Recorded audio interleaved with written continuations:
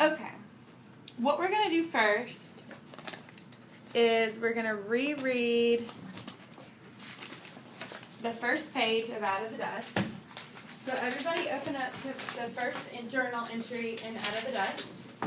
Okay?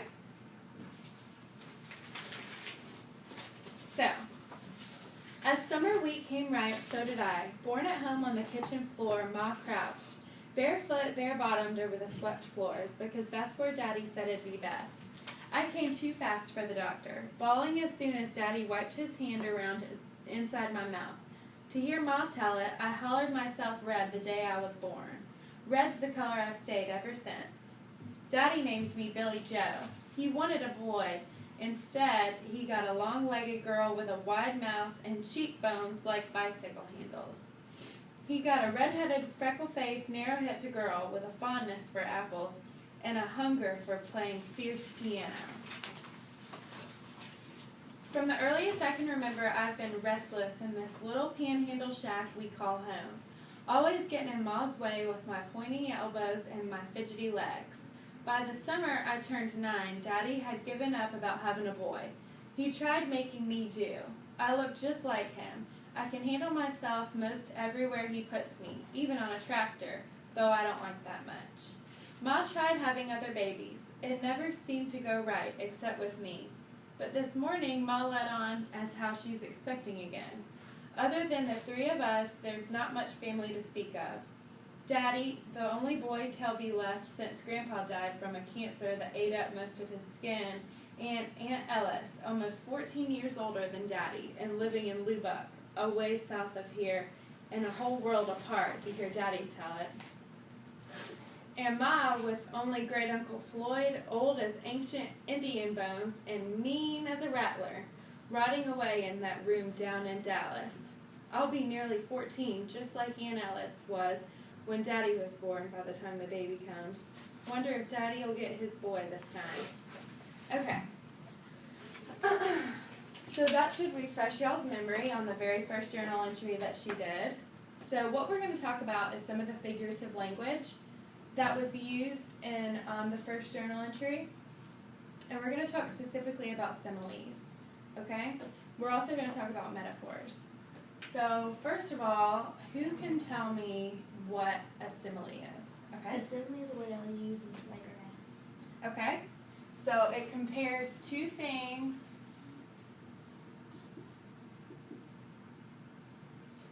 using like or as.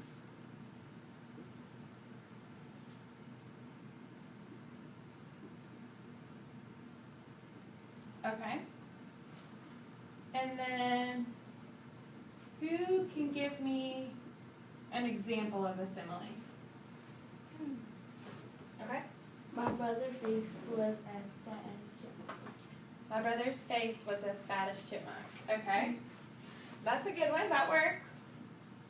My brother's face was as fat as a chipmunk. And then you've got as there and as there. Okay? So I want another example. Okay?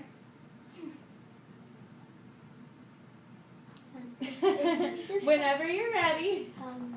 Okay, you want to give us one? Help her out? That's in the book. Mean as a You can- rattler. Mean as a rattler. Thank you. I'm glad you brought up the book. Mean as a rattler. I think there's one in there that uses the word, does rattler have 2 teeth or 1? Two. Okay, thank you. I got I it. think there's one in there that uses like instead of as. I found mine. Okay? My grandma is old as a rotten apple just sitting on a tree. Okay. Is there one in there that uses like? Okay.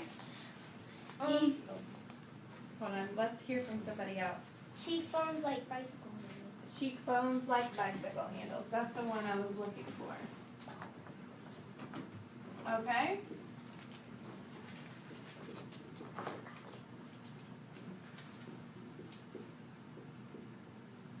So what does that mean? Cheekbones like bicycle handles. What do bicycle handles look like? Like long. Yeah. Hold them up. Like the holding. So what do we think her cheekbones look like? Like they're really. She looks like You can really see them. Yeah. Skinny place. Yeah. Okay. Okay. So there's that like. So to comparing two things using the word like. So that's what a simile is. Comparing two things using like or as. Now let's talk about metaphor. Okay. It's a word not using like or as. Okay. So Comparing two things not using like or as. metaphor compares two things. But if it's not using like or as, what is it using? Is and Compares two things. is and are. Is and are. Okay? Those are two things that you can use for metaphors.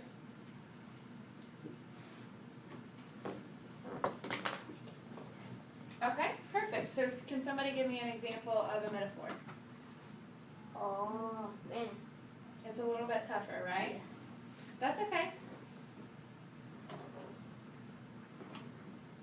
How about, I was a tiger when I attacked my food. I was so hungry. Okay?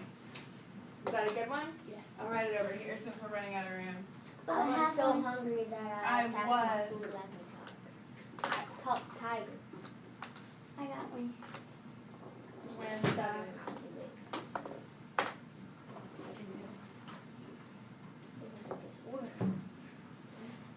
okay. It was so cold outside, I was freezing my legs off. Okay, but what are you comparing? It was freezing outside. And my Okay, legs so were that would, you could say, I was so cold I was an ice cube. That's a good way to put it. Instead of, because you want to compare it, you want to actually become the thing that you're comparing yourself to. Okay? Do you have one to share with us? It was so cold that I turned into Jack Frost. Very good. I was so cold I turned into Jack Frost. I'll write it over here. Okay. So, what we're going to do now is we're going to talk about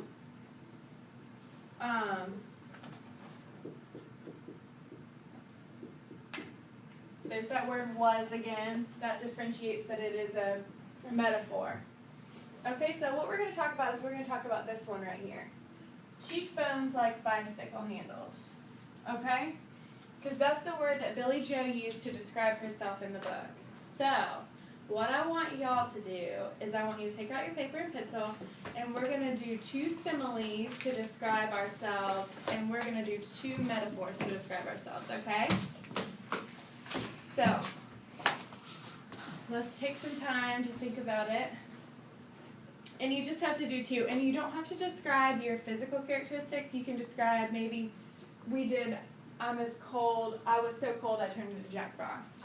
Don't use that exact one. You have to do a different one.